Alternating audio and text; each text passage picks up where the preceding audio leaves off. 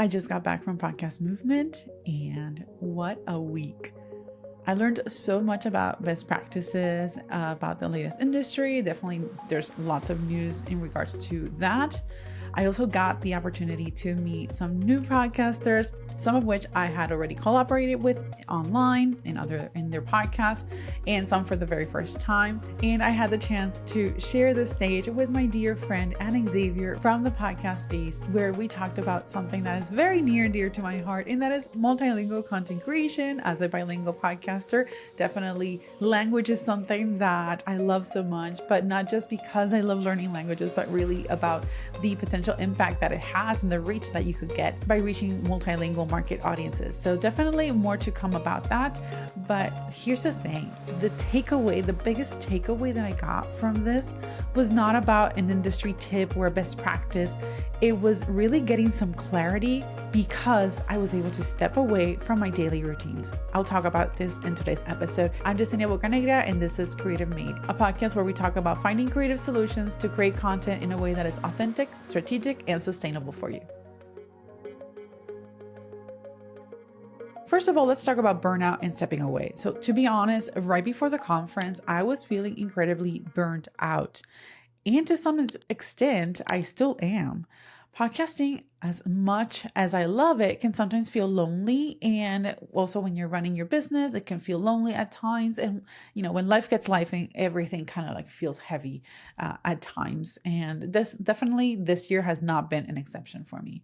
So you're creating, you're publishing, you're editing, you're talking with clients, you're pitching presentations, you're doing all the things. In doing so, you could kind of feel like you're stuck in a little bubble. But last week at Podcast Movement, it really gave me an opportunity to step away from my regular daily routine, from being in my office to being in a conference center in a different city. Although it was in Dallas, Texas, I've been traveling to Texas for many, many years. I often go there to visit family. So it was kind of similar, but different at the same time because I was at this conference, and it was great because I got to see old friends, meet new ones, collaborate and connect with other brands. And it was really a wonderful opportunity to learn, to connect, and just get out of my day-to-day stuff, especially because I also had a chance to speak. And that really, all of that really gave my mind a break. It reminded me also of the fact that it's really important to pause and step away, because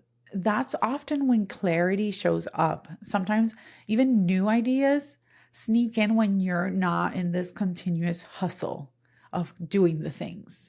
It was also a reminder that burnout is real, and also it could feel different in different times of, when it happens. And it's important to give yourself some space as part of that creative process so that you are able to do the things that you need to do, but also allow space to have your mind think and wonder and explore new ideas and new concepts that you can then bring into your business, into your content, into the services that you offer for your clients and your overall client experience. Which all of this brings me to the next thing, and that is lessons from Podcast Movement. So first of all, Podcast Movement was packed with really great practices and trends, from podcast tips to workflows to how to optimize your podcast for podcast search engine. So PSO. I love that session with Osha.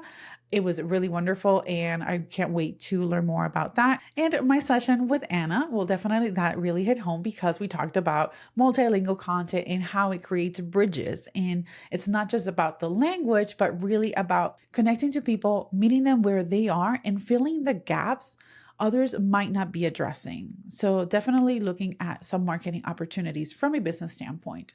And we are also talking, and I couldn't help reflect on my own journey on multilingual content. With all of this happening, I couldn't help but go back to think of when I started my YouTube journey in 2014, creating content in English and in Spanish, not knowing exactly what I was doing, just putting it out there just for the sake of it, and doing my tutorials because I was having fun creating all these fashion shoots and sharing behind the scenes of all of that. And also how, because I've leaned into Spanish and English content, that has later led to some collaborations in French, which is super cool. And all of this is really just a confirmation that I'm exactly where I need to be. And that sometimes takes time to realize because you need to follow your gut. And in the past, I typically tend to not be so patient at that. And patience, well, it's definitely a lesson that I am still working on improving. I think there's still some room for improvement, but yes, working on it. And that's part of like trusting your gut is like, trusting that, but also being patient with the results. Maybe sometimes some results might happen in a fairly short amount of time, but others, it might take a few years for that to come to fruition. So yeah, all of this was a big confirmation that I'm exactly where I need to be. And this takes me to the next thing, and that is trends versus staying the course. Let me be honest. Yes, I just said let's follow your gut, like trust your gut. That's what I'm doing. That's what I am doing this year more so.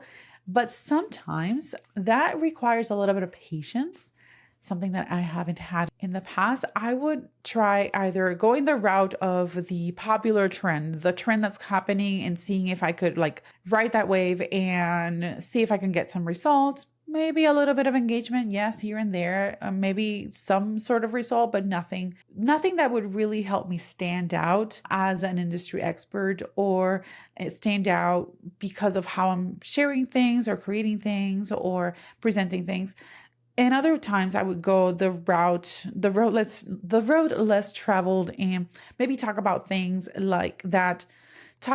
that weren't necessarily the trend, that maybe they were sort of like starting to get a little bit of hype at the time. This is more specifically content about video. This is back in 2014, although video was important, but it wasn't as widely popular as it is right now. It was kind of like starting to get that popularity of like, yeah, you're a photographer, you should go into video. That was like the trend back then. And me having a film background, video was just like, yeah, this is a no-brainer. I already know this. I just need to figure out how to do it with this camera because I already know how to do it with really big cameras that I used when I was in film school. And here's the thing. This is just my perception of how things may have went back then. The thing is that I would maybe try that other side, that route of the road less travel. And obviously maybe I wasn't presenting it correctly, or maybe it wasn't the right time. So I went ahead and didn't see results, move on, let's go to the next thing. And then later on, I would see a lot of people succeeding in that, but much later. So I saw that trend or a similar trend in my life and in the content and the things that I was presenting. And still, I didn't see that much traction as I would have hoped, but then I moved on again.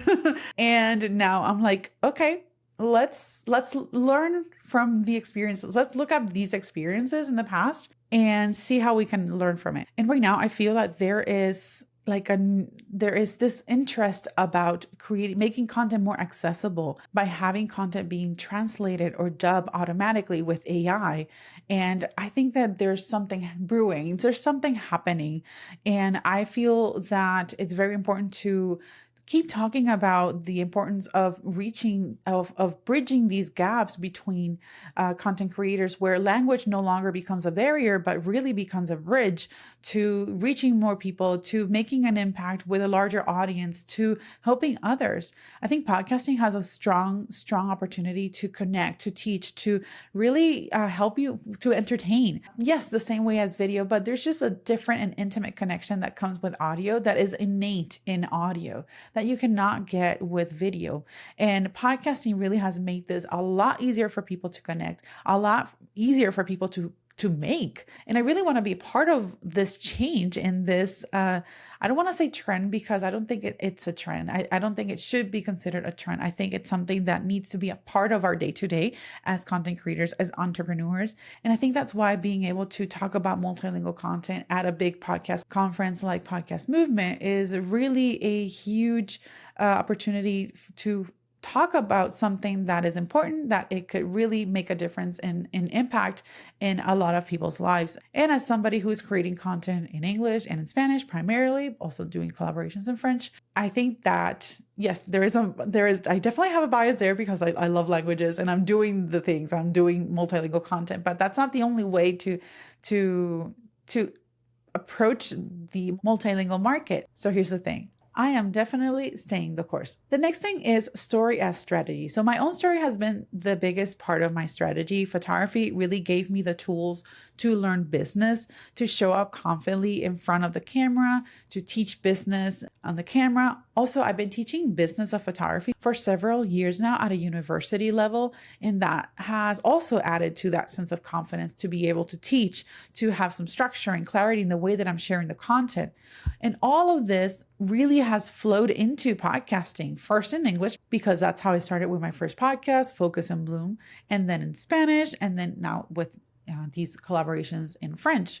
And what I've learned here is that none of those experiences are wasted. They're not exclusive from one another. They're really, each of them are there to support the other. And that's true for you too. So don't just dismiss your past experience. See what you can grab from those past experiences, whether it was personal, whether it's professional, and what of those experiences can you bring to the table today to what you are creating, to what you're building, if you're building a business or anything that you're doing right now, creatively speaking. Remember, your story is not just a background or just events that happen. It is part of your strategy. It's part of how you can show up authentically. And it's what makes your podcast different. Now, let's talk about finding market gaps and using data, because I mentioned it a little bit. So one of the big themes Anna and I spoke about was finding market gaps. For me, Spanish content became the gap filler because there just weren't enough resources reaching that audience. It's still a green market. So it isn't to say that there aren't any YouTube channels or podcasts in Spanish talking about what I'm talking about. The thing is that it's not as much as we might see here in the United States, where the industry is really booming and where the changes are happening. But here's another piece. You don't just rely on your intuition. Like, don't just trust your gut. Like I'm saying, like I'm trusting my gut. Yes, I am trusting my gut, but I'm also looking at the data. The data is supporting that.